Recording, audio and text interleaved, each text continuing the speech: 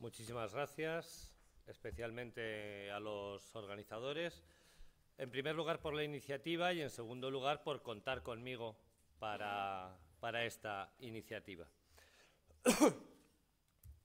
El esquema más o menos general de mi presentación de hoy, como ven ustedes, comienza con una minimísima reseña de la diáspora sefardí. Más bien veremos un mapa en el que haré una serie de puntualizaciones. Le seguirá una propuesta de definición de qué es el judeo español como lengua de los sefardíes, entendiendo a dichos sefardíes como los descendientes de esos expulsados de la península ibérica. Haremos una breve presentación de los grandes hitos de la historia de la lengua sefardí, del judeo español, lo que sería la historia externa, y comentaremos también la existencia y las diferencias entre las distintas variedades del judeo español. Y si me da tiempo, comentaremos, tal vez para abrir un poco el posible debate posterior, qué tópicos se han vertido sobre la lengua de los judíos sefardíes y cuál es el alcance real de dichos tópicos, obviamente desde mi punto de vista, que para eso soy el que estoy aquí hablándoles. Como ven ustedes en el mapa, pueden seguir más o menos las distintas oleadas migratorias producidas tanto inmediatamente después del decreto de expulsión, en los siglos XV y XVI, como una emigración posterior, en este caso no hacia el levante mediterráneo, sino más bien hacia las Américas, ya más adelante en los siglos XVII y XVIII. Como bien ya ha ido comentando el profesor Castaño, la salida de judíos se produjo antes también del decreto de expulsión y en muchos casos se produjo la salida de judíos no en principio como judíos, sino como conversos de primera, incluso de segunda generación, que en esos mismos lugares de acogida, principalmente a la derecha lo que serían los territorios del antiguo Imperio Otomano, pretenden reinsertarse en comunidades judías y retornar al judaísmo. Me interesa de esos círculos u óvalos que les he dibujado en dos colores destacar que si tan sefardíes son los del norte de Europa, en ese caso en la zona de alrededor de grandes comunidades como Hamburgo, Ámsterdam, e incluso en Inglaterra, como los del Oriente Mediterráneo, en los territorios del extinto Imperio Otomano, o en el norte de África, en el occidente mediterráneo, si sefardíes son todos, en tanto en cuanto que descendientes de esos judíos peninsulares, no todos hablarán judeo-español. Y solo, si acaso, los círculos, el gran círculo verde y el óvalo a su izquierda, diremos que constituyen las áreas sefardófonas o judeo-españolófonas, si me permiten el invento de la palabra. Este sería un detalle de las más importantes y algunas no tan importantes comunidades sefardíes en el Oriente Mediterráneo. Como se ve bastante mal, les marco por aquí que tienen Venecia y Ferrara, al norte de Italia, Liorna y Ancona, grandes comunidades en el caso de Italia, algunas de paso hacia el Oriente Mediterráneo. Por aquí tenemos Estambul, lo ven, ¿no? Con la manita, sí. Aquí tenemos Salónica, Estambul y Salónica, junto con Esmirna, que está aquí abajo, los tres grandes centros culturales y poblacionales de los sefardíes levantinos, que serán en los que principalmente me centraré. aunque puede que hagamos alguna referencia en la medida de mis posibilidades a los judíos establecidos en el norte de África, en ciudades como Orán, Tetuán, etc. Al norte o ya en Centro Europa hay comunidades relativamente pujantes, como la de Viena, comunidades de formación y establecimiento posterior, ya casi en el siglo XVIII. ¿Qué es el judeo español? Bueno, pues el judeo español, que también podemos denominar español sefardí, y que hay quien denomina ladino, refiriéndose a la propia lengua en general, no a una distinción precisamente de gran impacto en el ámbito francés, por haber sido enunciada por un importante lingüista francés, Jaime Vidal se fija, que establecía una diferencia entre la lengua que exhiben ciertos textos eminentemente religiosos que siguen una traducción muy apegada al original hebreo frente a otra supuesta lengua de uso común, un judeoespañol vernáculo. En principio no hay por qué hablar de dos lenguas, es la misma lengua, como mucho con dos, por no referirse a más, registros lingüístico-literarios. De hecho, no faltan ejemplos en textos que uno asociaría a ese presunto judeoespañol vernáculo que reflejan los mismos fenómenos lingüísticos que encontramos en esas traducciones calco especialmente apegadas al texto hebreo que traducen, incluso cuando no están traduciendo nada. Con lo cual, realmente son una serie de recursos estilísticos que determinan diferencias de tradiciones discursivas, de géneros textuales o de géneros literarios, pero no ni siquiera en niveles de lengua propiamente dichos y, por supuesto, en ningún caso, dos lenguas diferenciadas ni una situación de diglosia como la que mostraremos en otros casos, que sí que existieron. El judeo español es una variedad lingüística hispánica que surge de la koiné o las koinés de los distintos romances hispánicos existentes en el momento de la expulsión. Una koiné es un proceso de asimilación lingüística entre hablantes de dos variedades que podrían estar emparentadas o no, y hay un proceso de acomodación entre lo que uno habla y lo que otro habla hasta llegar a una solución que puede coincidir con lo que aporta el hablante A, puede coincidir con lo que aporta el hablante B, o puede dar a una interlingua, a una tercera variedad. Ese proceso es el que durante casi 150 años vivieron los hablantes, los sefardíes expulsados y sus descendientes, en este caso en el ámbito geográfico en el que nos movemos principalmente, con la lengua románica o la variedad románica que vinieran hablando en la península ellos o sus antecesores antes de la expulsión.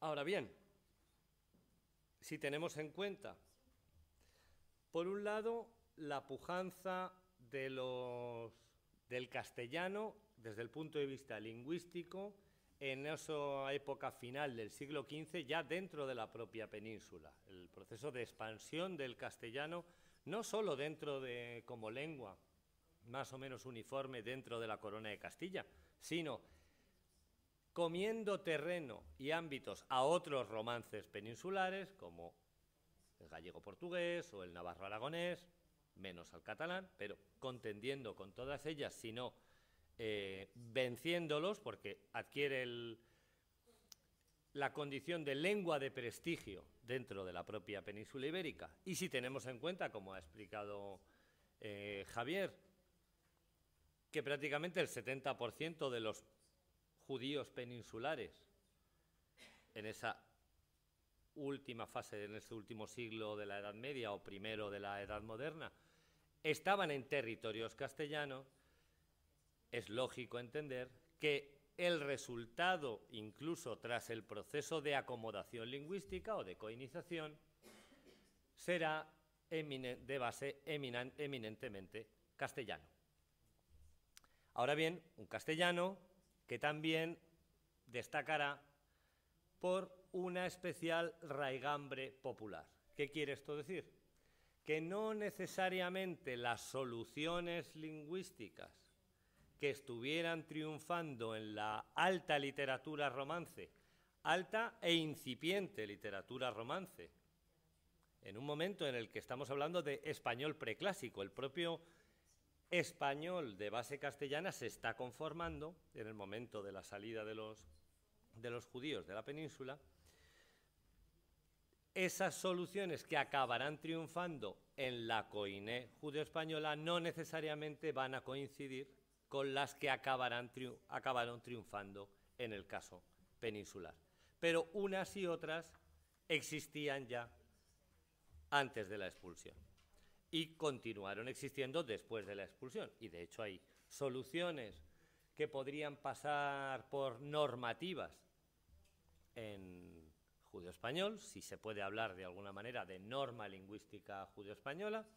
Un ejemplo muy tonto, el verbo goler para oler, en la península está tildado de, si ya no de arcaico, de rústico o de popular, cuando no directamente de inculto, o ha dejado de estar registrado en el diccionario por ese desuso y por esa asociación con un nivel cultural bajo. Pero cualquiera que, siendo de aquí, de España o no, haya podido ir por distintos sitios de la geografía española, lo puede oír hoy en día, aunque lo asocia a un nivel lingüístico, a un registro rústico. Con lo cual, antes y después de la expulsión, la gran mayoría de las soluciones y hechos de todo tipo, fonéticos, fonológicos, morfológicos, son propios de una especie de mare magnum hispánico. Obviamente, el judeo-español, sin entrar a discutir si alcanza el rango de lengua, si es un dialecto, que además es una discusión que realmente no lleva a ningún buen puerto, sufrió un desarrollo como cualquier variedad lingüística a lo largo de los prácticamente 5 siglos de verdadera vigencia. El judeo-español actualmente no ha desaparecido, pero como la propia UNESCO define, está en riesgo peligroso, de amenaza o algo así, una denominación. Bueno. Y en principio, desde tomando como punto de partida la expulsión hasta, desgraciadamente, los hechos del Holocausto. Pero bueno, sin necesariamente llegar al desgraciado hecho del Holocausto, a la tercera, cuarta década del siglo XX, digamos, en esa época de pujanza y desde el punto de vista del intercambio vital y obviamente de la creación literaria, de las que luego les hará un pormenorizado resumen la profesora Elena Romero, sufrió una evolución como cualquier otra variedad lingüística. Estamos hablando de prácticamente 500 años. Prácticamente 500 años en los que además, como elemento, no lo tomen en el sentido negativo, en el sentido distorsionador, pero porque implica la aceleración a veces de determinados cambios o no, la vigencia del judeo-español se produjo en contacto lingüístico con otras lenguas. De todo tipo este contacto lingüístico. Desde el contacto lingüístico con las lenguas del día a día y de la cultura de aquellos lugares a donde arriban los judíos, podemos estar hablando del griego moderno, del turco, del italiano en ciertas regiones del ámbito italiano, obviamente, pero también con lenguas de cultura que penetran o ejercen una influencia importantísima sobre otras lenguas a partir de mediados, finales del siglo XIX, y estamos hablando en concreto del francés. Una expansión cultural francesa, que en el caso del judío español vino de la mano del establecimiento de las escuelas de la Alliance Israélite Universelle en todo el arco mediterráneo, lo mismo en Oriente que también en Marruecos, pero que el francés no solo influyó en el judío español porque existían las escuelas de la Alliance Israélite Universelle, el rumano, gran componente del elemento románico del rumano actual, se debe al francés y no al origen románico de la lengua rumana. El turco, cuyos hablantes en principio no iban, en principio y en final, a las escuelas de la Alliance Israélite Universelle, tiene infinidad de palabras tomadas del francés. El propio español de España, desde el siglo XVIII, sufre una invasión, entre comillas, de galicismos, una influencia, porque es la lengua de cultura de referencia, sobre todo en esos momentos. Y obviamente los hablantes de judío español era muy difícil que quedaran a salvo o exentos de esa influencia que se estaba extendiendo en todo el ámbito europeo. Obviamente se puede hablar también de otras influencias. Hay ciertas zonas del ámbito de las comunidades sefardíes, en toda la parte de Salónica y por aquí en los Balcanes, donde la influencia del italiano, que también tuvieron sus propias escuelas, las escuelas Dante Alighieri, también sobresale especialmente. No tiene la pujanza del francés, pero como lengua de cultura en esos momentos, su influencia es muy importante. Pero es que en el ámbito vienés, obviamente la influencia la reciben del alemán. Y entre los sefardíes de las élites culturales y económicas de los Balcanes, que iban en muchos casos a principios del siglo XX, finales del XIX, a estudiar a Viena como gran centro cultural y económico de Centro Europa, también muestran esa influencia del alemán. Como vemos, contacto lingüístico de distinto tipo, en algún caso un contacto lingüístico puro y duro, de mi vecino habla otra cosa y me tengo que entender con él y en algún caso le copio alguna palabra, y otras veces un contacto lingüístico de adstrato o superestrato cultural, las lenguas de prestigio en el momento. Y por supuesto, a lo largo de toda su conformación, el hebreo juega ese papel de adstrato cultural o superestrato cultural en el mundo judío, en cualquier sea hablante de la lengua que sea. Y todo este retrato, un poco distorsionado por el tiempo y el espacio, se produce en lo que denominamos una situación de baja presión normativa. Esta es una expresión que yo me inventé cuando redactaba mi tesis, que desgraciadamente ha tenido bastante éxito y que cada vez me gusta menos, como suele pasar. Podríamos hablar más bien de una norma excesivamente permeable, una norma que nunca queda fijada por elementos externos, como podría ser una Real Academia, o en el caso español, o una academia como la Academia Francesa. Pero bueno, la norma no solo la configuran las academias desde el punto de vista prescriptivo, dígase esto, no se diga esto, sino que los propios modelos literarios, obviamente, o la escuela, configuran una determinada lengua a imitar, un modelo lingüístico a seguir. Y digamos que ese modelo lingüístico ha sido especialmente cambiante y ha permitido la coexistencia de determinadas variantes de un mismo fenómeno en igualdad de condiciones.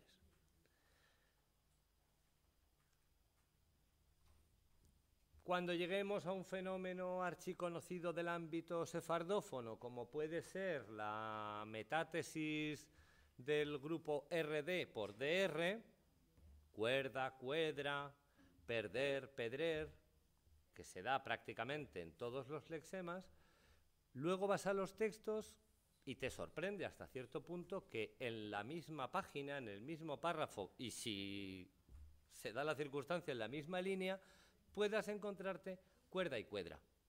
A eso me refiero con que no necesariamente se ha dado un estatus privilegiado a determinadas soluciones frente a otras, lo que ha conformado es una situación de baja presión normativa y es una norma relativamente disforme o multiforme o permeable en otros casos, a la influencia externa o al surgimiento de soluciones propias que en principio se aceptan, siempre y cuando se entiendan.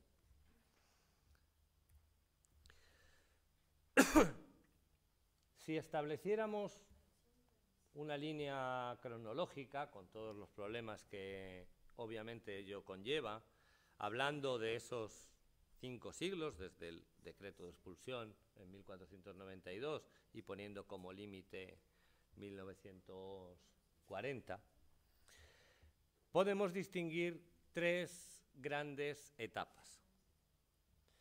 Una etapa de formación, que duraría, podríamos decir, aproximadamente 150 años.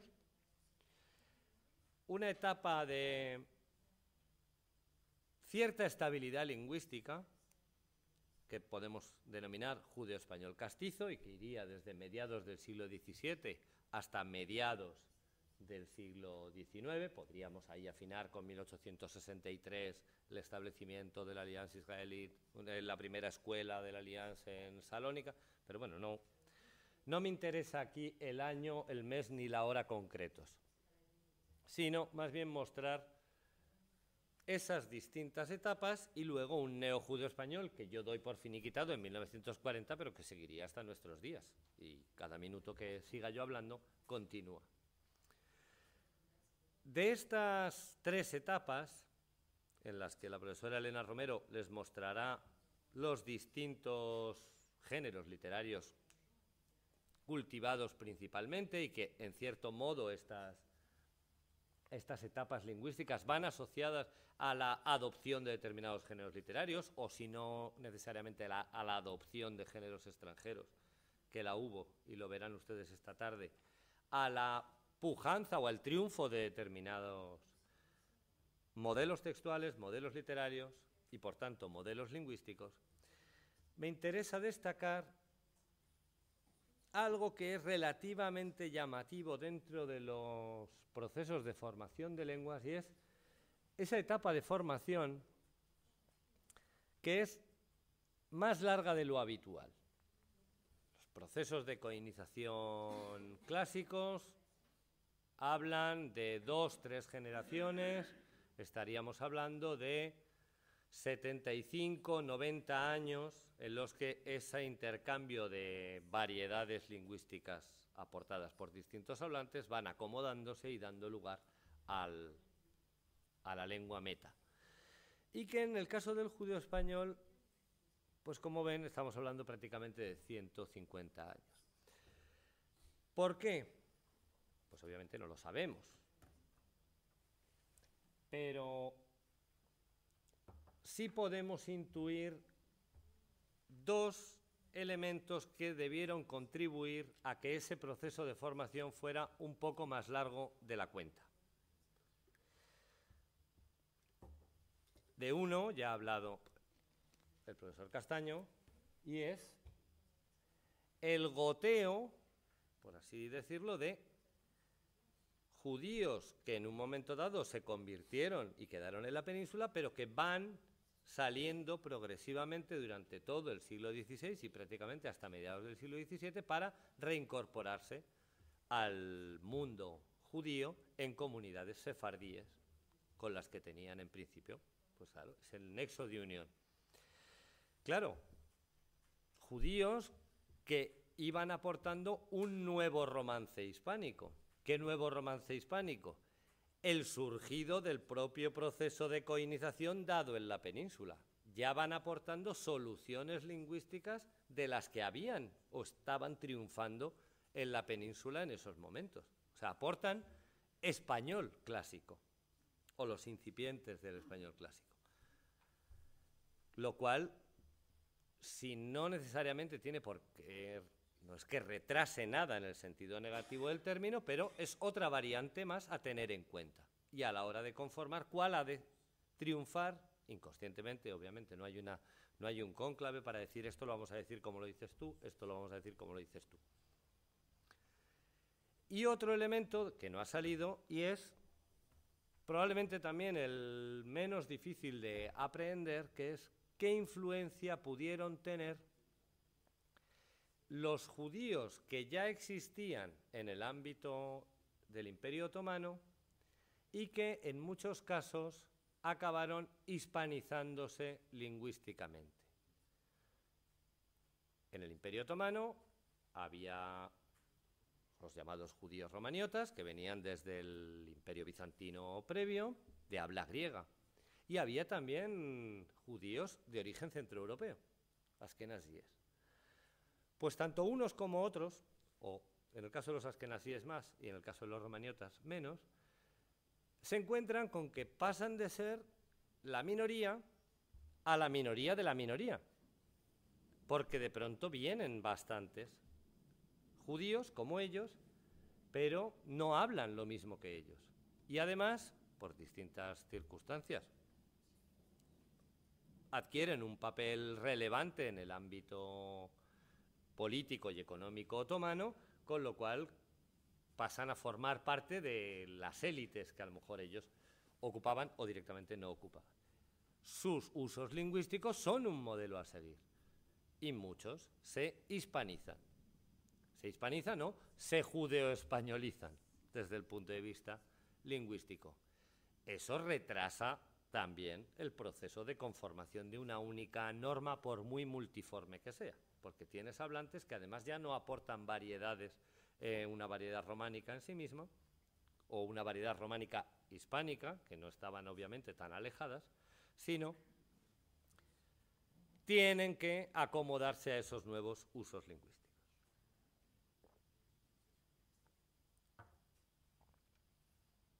El neojudeo español, por el otro lado, como decía, pues va asociado a la influencia de lenguas, en muchos casos románicas, el italiano y el francés, pero como lenguas de cultura y a través de sus modelos culturales y un proceso general de occidentalización / modernización cultural dentro del ámbito de las comunidades sefardíes levantinas.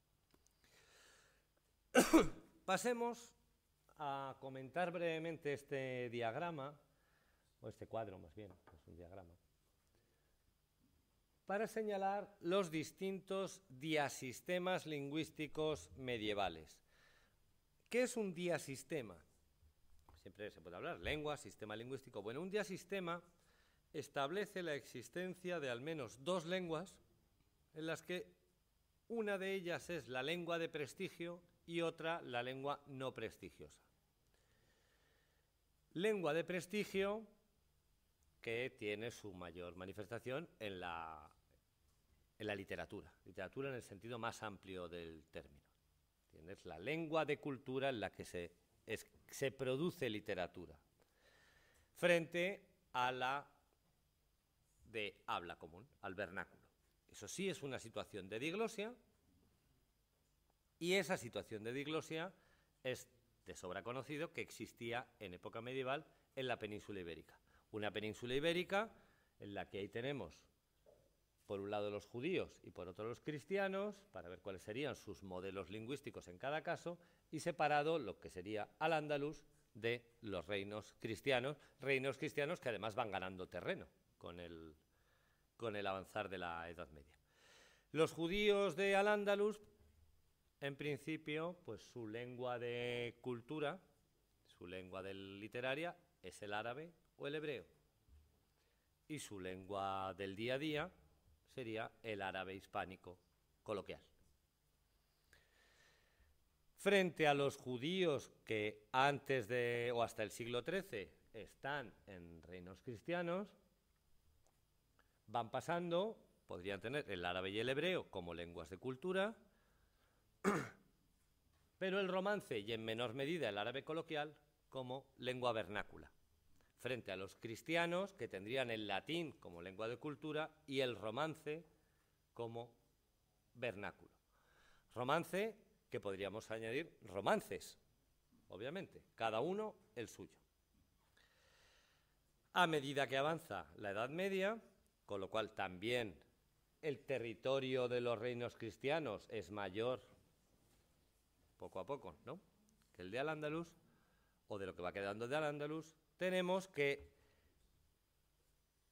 tanto para judíos como cristianos el romance se incorpora como lengua de cultura. Siempre se habla del scriptorium alfonsí, las traducciones al romance, en las que se le da carta de naturaleza literaria oculta a la lengua vernácula. Se empiezan a traducir al vernáculo obras que estaban en latín, que estaban en hebreo o que estaban en árabe. Las obras literarias en el sentido más amplio, las obras de cultura.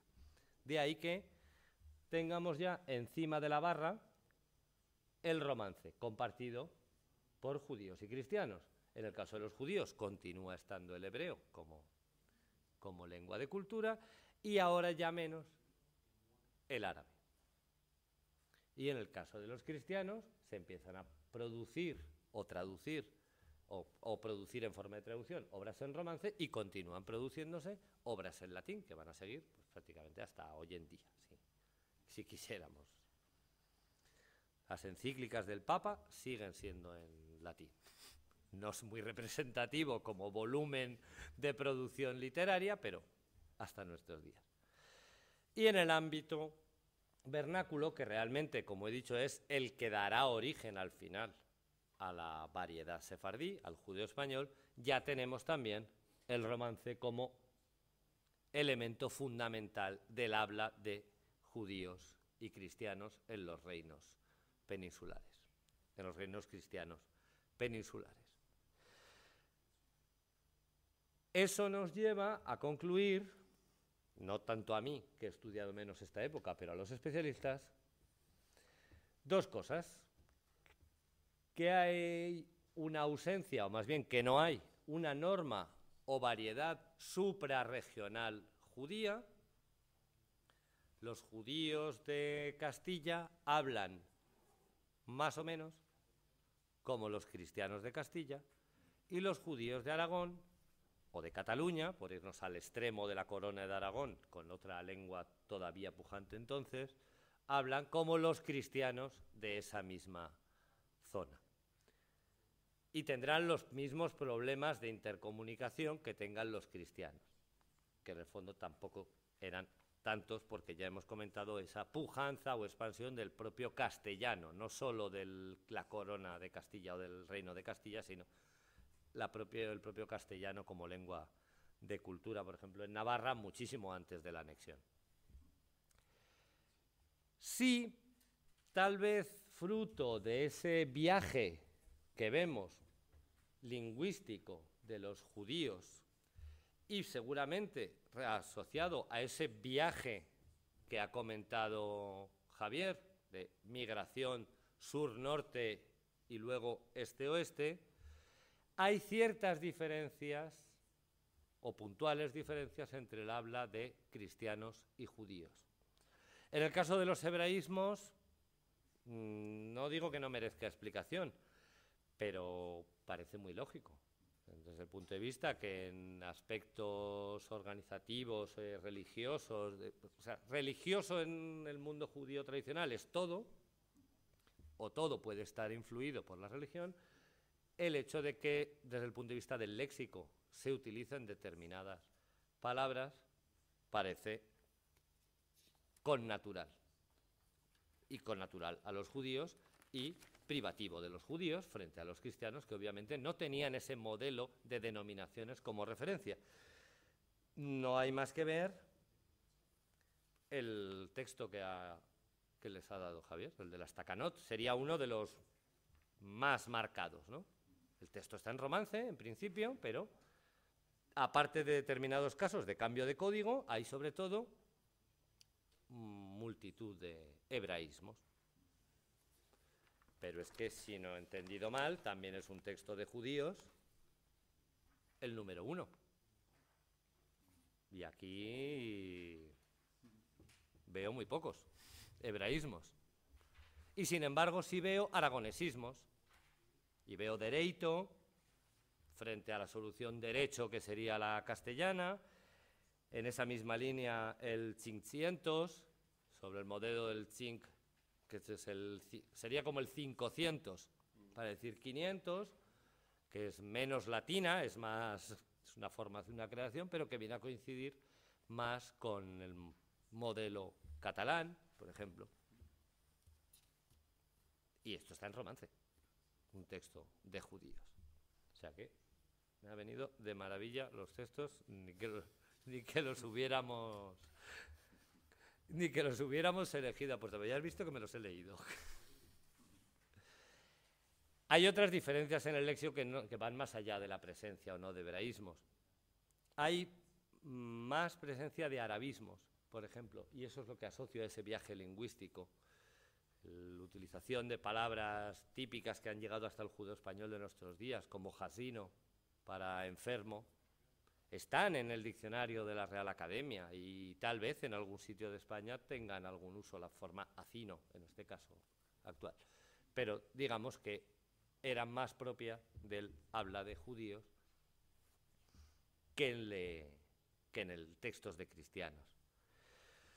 La forma meldar, también de un latinismo de origen griego para un uso específico de leer, rezar, o leer, rezar, estudiar, de texto o leer textos religiosos, pero por lo demás, y a la vista están estos textos, no especiales diferencias como para hablar de una lengua propia de judíos en la península y desde luego no una lengua común a todos los judíos peninsulares independientemente de su lugar de origen. Esa relativa mayor presencia de elementos arcaizantes o populares, pues tal vez haya que relacionarla con el hecho de que el romance está siempre, en el caso de los judíos, y tal vez pasa al ámbito de la lengua de la distancia, de la lengua de cultura, en un segundo plano. O sea, es principalmente un aporte como lengua vernácula, aunque obviamente ya a finales de la Edad Media, y como vemos en los textos sefardíes del siglo XVI, los modelos lingüísticos sean los modelos lingüísticos cultos peninsulares. Digamos que en esa etapa de formación seguimos con diasistemas, con otra diferente situación de diglosia, en la que ahora me voy a centrar simplemente en los judíos levantinos, que como ven son los que más he trabajado y de los que hablaremos más, y los judíos ponentinos. Solo que ahora nos referiremos a ponentinos no a los del Magreb, sino a los de norte de Italia y sobre todo norte de Europa. Esos que no hablan judeo-español, que les he dicho que son sefardíes, que seguramente ya lo sabían, pero que no hablan judeo-español. Y se ve clarísimamente en el cuadro, más que nada porque lo he hecho ya posta. Bajo la raya, en lo que sería la lengua vernácula, el judeo-español no aparece por ningún sitio en el caso de los judíos ponentinos. Y sin embargo sí aparece el español de España, el mismo español de España del siglo XVI, como lengua de creación literaria, junto con el hebreo y junto con el portugués. Pero lo cierto es que en el habla cotidiana, como lengua vernácula, no está el español y por ende no está ya el romance, o si acaso el único romance que queda es el portugués, y de ahí que no se genere el judío español. En el caso de los judíos levantinos, tenemos la producción de obras en hebreo, el comienzo de producción de obras en un incipiente judeo español, tal vez ahí lo de judeo habría que ponerlo entre paréntesis, porque hay obras de Moshe Almosnino de mediados del siglo, primeras décadas, mediados del siglo XVI, que no se distinguen especialmente del español que pudiera estar apareciendo en obras literarias de la península, más allá de ser textos aljamiados. O sea, más allá del aspecto físico de los textos escritos con letras hebreas, la lengua no se diferencia especialmente. Y además, y si se diferencia, o si nos sigue sonando rara, es porque también la de esa época en la península estaba sufriendo una cierta convulsión hasta convertirse más o menos en lo que conocemos hoy en día desde el siglo XVII, que obviamente también ha habido evoluciones dentro del español peninsular. De ahí que en ese proceso de formación podamos distinguir tres grandes grupos de fenómenos.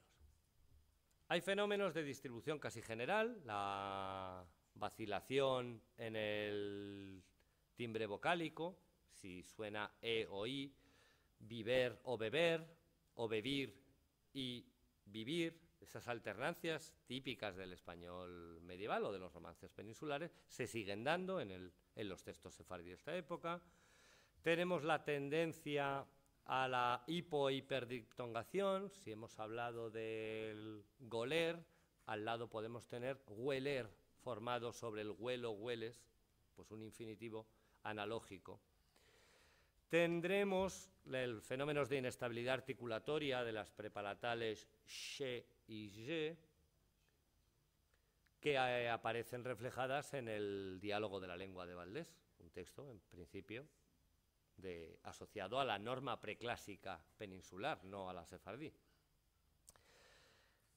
Sí hay cierta propensión a esa metátesis de R o de R, como el ejemplo de cuerda-cuedra, y empieza a formarse o a atisbarse cambios en las desinencias de la segunda persona del plural de los verbos. En vez de tenéis, una forma tenés, que la podemos encontrar hoy en día en Argentina, pero que en el caso sefardí sufrirá el influjo de la I, que no se irá gratis, por así decirlo, y palatalizará la S y la hará tenéis. Esos, digamos que están prácticamente en todos los textos sefardíes de esta época, pero que también se pueden encontrar en muchos casos en textos de la península.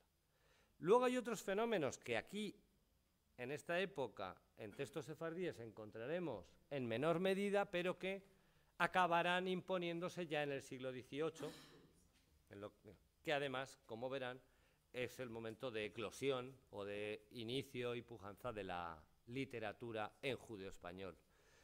La aspiración y pérdida de F, que ya se estaba dando en la península, igual que yo mismo, pues no soy sefardí, que yo sepa, y digo harina y no digo farina, pero porque es que en Castilla ya no se decía farina desde muchos siglos atrás, aunque hubiera otros romances peninsulares que lo pudieran estar manteniendo, como lo mantiene precisamente el francés, farin. Ya se atisban ejemplos de palatalización de S en contacto con la velar sorda, con K, casos como mosca o pelisco. Pelisco por pellizco, o el equivalente del pellizco castellano actual, tiene además el resto de una de esas influencias del proceso de coinización, y es que lo que ha dado una palatal, en principio elle, pellizco, para el que lo sepa decir, le invito a un café, muestra la descentralización, la lateralización que se estaba dando o que se había dado, por ejemplo, en las hablas asturleonesas. Y en esa palabra en concreto, en pelisco, se manifiesta también en lluvia y también en calella, por calleja, o por equivalente de calleja. Pero en esas tres. ¿Qué quiero decir con esto? Que muchas veces ese proceso de acomodación lingüístico está asociado a fenómenos fonéticos, pero esos fenómenos fonéticos no son de carácter general, sino que tienen un ámbito léxico restringido. Triunfan calella, pelisco y lluvia. Pero se dice llover, no se dice lover. Se dice llave y no se dice lave.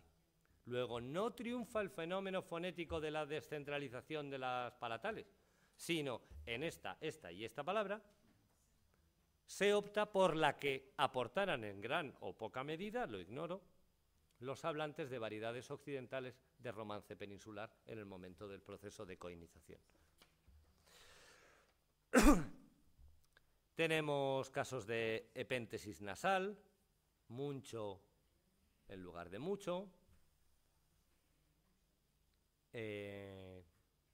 ¿Cuál otro sería? No, es que quería ahora mostrar un caso de, ahora no me acuerdo, de epéntesis nasal que ha triunfado en español también, no en esa palabra. Luego me saldrá. Hay cambios en las desinencias de la primera persona del plural y del singular y del plural de los verbos enar. Igual que alguien, si es hispanohablante o ha conocido distintos registros del español peninsular, puede haber oído nosotros ayer cantemos mucho, en vez de cantamos, construido sobre el modelo de yo canté, pues nosotros cantemos. Pues en el caso del judío español, los cambios que parece ser que pasan por el mismo sitio, canté, cantemos, o sea, de frente sobre canté, cantamos, canté, cantemos, y acaban siendo cantí, cantimos. Sobre el modelo de todos los demás verbos, aquí ya no opera si es segunda o tercera conjugación, que es de perder, perdimos, de vivir, vivimos, y todos son enimos. De perder, perdí, y de vivir, viví. Luego se hace una igualación paradigmática o entre todos los paradigmas sobre un fenómeno que sí que estaba incipientemente compartido con lo que pasaba en época anterior, dentro y fuera de la península. El auge del diminutivo ico sería una aportación principalmente de los hablantes del romance de la Corona de Aragón, donde en Navarra, en Aragón, que además es de donde viene mi familia, pues todo enseguida tiramos del ico. Pero si mi familia hubiera sido murciana, también diría ico. También en parte pues por los temas de la repoblación o de la conquista con aragoneses. Y luego esa tendencia a la hipo e hiperdiptongación se alcanza a palabras que en la que no lo encontrábamos en época anterior y lo encontraremos ya a partir del siglo XVIII. Y sin embargo, el otro grupete de fenómenos son fenómenos que venían dándose en la península, continuaron dándose en el exilio o tras la expulsión, como vacilaciones en el diptongo que hoy conocemos como hue, o sea, de cuerpo, pues con esas vacilaciones en el timbre vocálico, pues formas como cuerpo, pues que parece ser que a partir ya del siglo XVIII se ha normalizado la cosa o normativizado y se ha optado por una diptongación que además es la coincidente con la que triunfa también en la península. Es cierto que en textos del noroeste balcánico, en textos de Bulgaria y demás, sí que puedes encontrar, incluso en época moderna y en textos latinados, esos diptongos con OE en vez de UE y OA. Aunque queda la duda de si a veces en el paso de a textos o a escritura latina puede ser un uso gráfico y no necesariamente una manera de pronunciar. Porque lo cierto es que si yo digo muy rápido cuerpo, ustedes no saben mi cerebro qué estaba pensando decir. Se produce la confusión entre B y B, que ya se estaba dando en la península antes de la expulsión. Finalmente ese proceso se frena y por influencia probablemente del aporte lingüístico tanto de los romances hispánicos o hoy hispánicos que distinguían, como por la llegada de los portugueses, los pasados por los portugueses, y ya luego, pero antes incluso de la influencia del francés, que desde luego distingue y ha distinguido siempre, pero igual que el catalán que distingue, igual que el portugués distingue, ese fenómeno que es incipiente y vemos a esa confusión, a la castellana en los primeros textos, se frena y se vuelve a distinguir. Y luego otros, como el del infinitivo conjugado, totalmente de índole portuguesa, que apenas pasa del siglo XVI. Y sobre el siglo XVII, pues ya les contará Elena Romero qué problema tenemos para saber cómo era el judío español del siglo XVII. Bueno, ese breve recorrido de 500 años, ni más ni menos, a lo largo de la historia del judío español. Bueno, pues podemos hablar, y para eso tendríamos que volver a esta diapositiva, de dos grandes grupos de variedades sefardíes. Tenemos la variedad del Imperio Otomano y los Balcanes y la variedad norteafricana, que además recibe el nombre de jaquetía. Reconozco que la conozco menos. Tiene bastante problemas el estudio de la jaquetía desde el punto de vista histórico, por,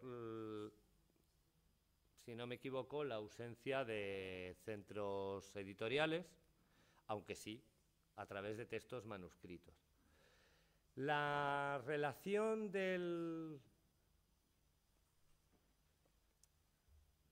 Primero, por la cercanía geográfica, la relación con la península, con Gibraltar, entre Tetuán y Gibraltar, por ejemplo, hace que muchos de los cambios lingüísticos dados en la península enseguida pasen al habla española de los judíos que llegaron allí.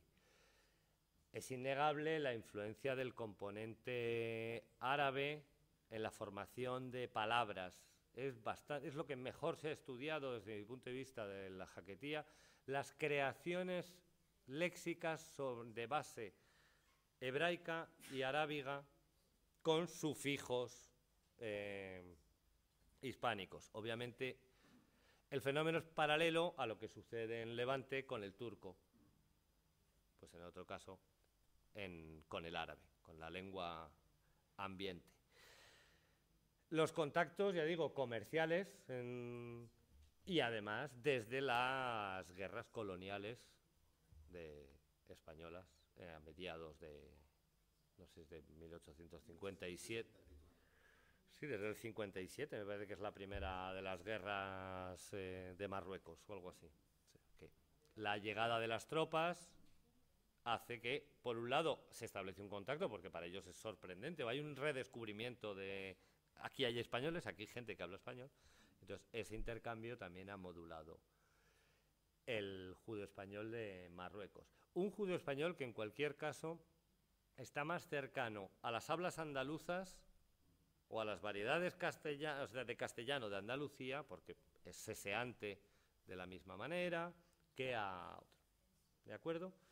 En otros casos sí hay coincidencias con el judeo español levantino, no tanto por intercambio.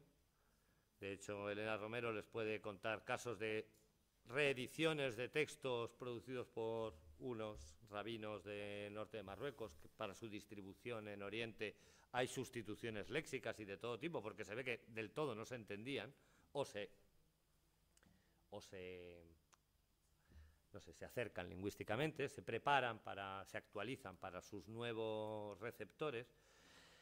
Pero también hay coincidencias que vienen de origen. Si estamos diciendo que la base es netamente castellana y eminentemente de raigambre popular, ese caldo de cultivo es el mismo. Y de ahí que haya cosas que coincidan. Para que luego digan que no digo nada de la jaquetía. Dentro del judeo español oriental, que obviamente es al que eminentemente me dedico, y porque nos dedicamos a la edición de textos, y obviamente se han producido muchos más textos de todo tipo y condición, y al haber habido grandes centros editoriales o de imprenta, pues el volumen es mucho mayor.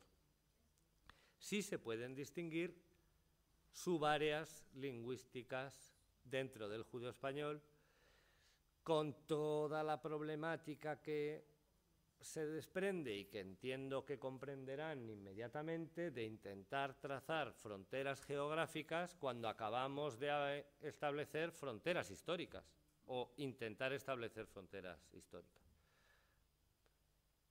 La mayor especialista en dialectología sefardí, que puede ser Aldina Quintana, hace trampa, pero es verdad que no se puede hacer de otra manera, de intentar sacar una foto fija de las variedades del judío español, pero sin saber si se está refiriendo a 1903, a 1930 o a 1870, y no digamos ya a 1760. Pero bueno, a través del trabajo de las primeras campañas de dialectólogos y obviamente del análisis de textos, se pueden establecer grandes áreas con diferencias lingüísticas. Lo que distinguiría el área A, que engloba los tres grandes centros culturales, Estambul, Salónica, Esmirna, los engloba, por mucho que se diga que por un lado está el judío español de Salónica y por otro lado el de Estambul, en principio, de acuerdo con algunos de los criterios que se pueden establecer, formarían parte de un mismo gran núcleo. Por ejemplo, porque no cierran las vocales medias en posición átona.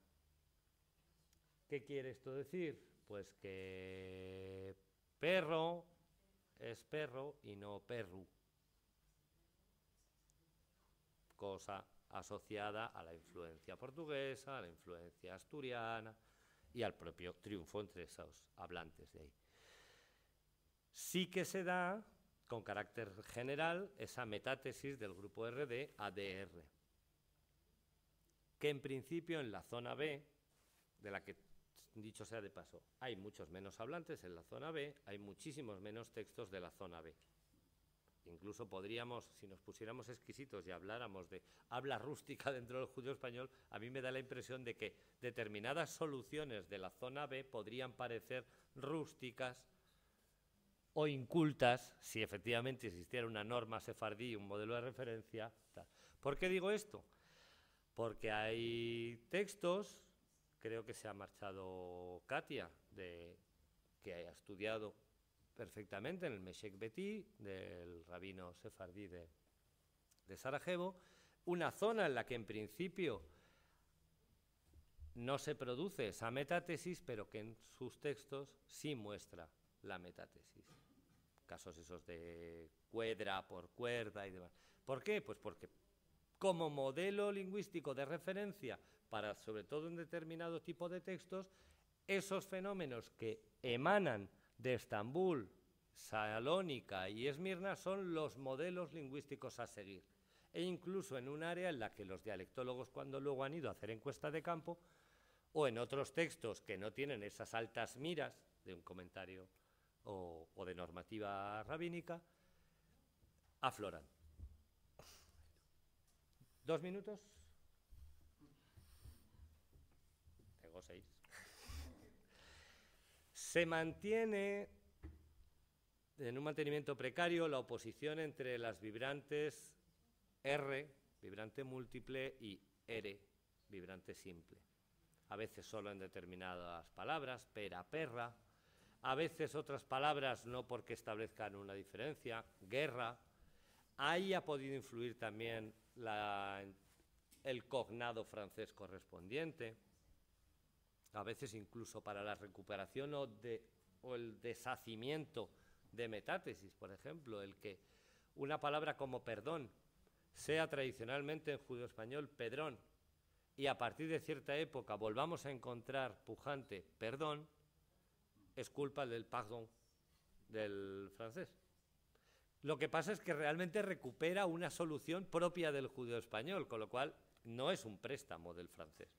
Cuando lees pardón, escrito con una A, como una catedral o como una sinagoga grande, entonces sí es claramente el galicismo en crudo.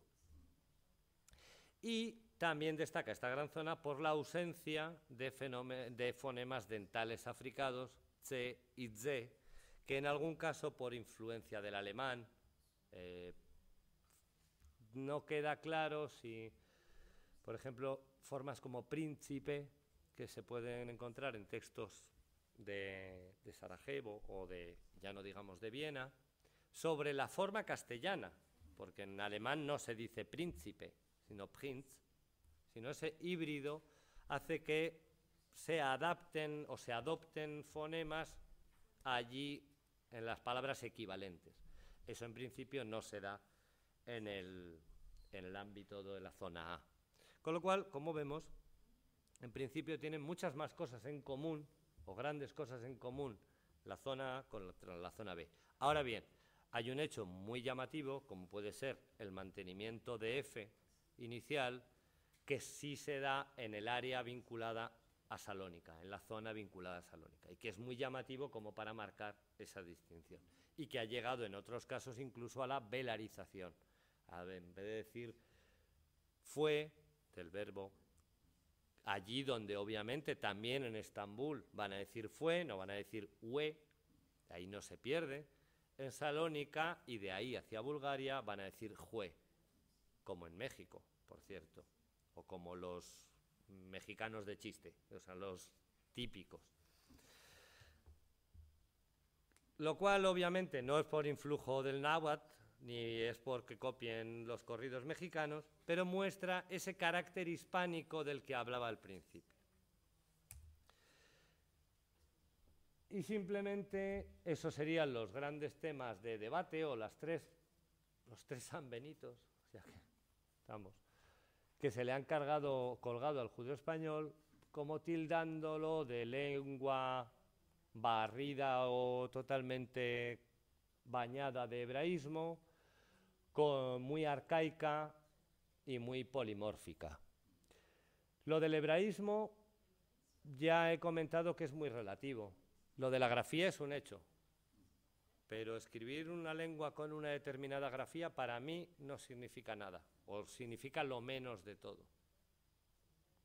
Hay quien considera una cosa, una judeolengua, porque está escrita en caracteres hebreos. Bueno, desde luego está asociado a muchas cosas de índole cultural, de integración en un grupo étnico, cultural, humano, como queramos llamarlo. Pero lo que es la lengua no la modifica ni lo más mínimo.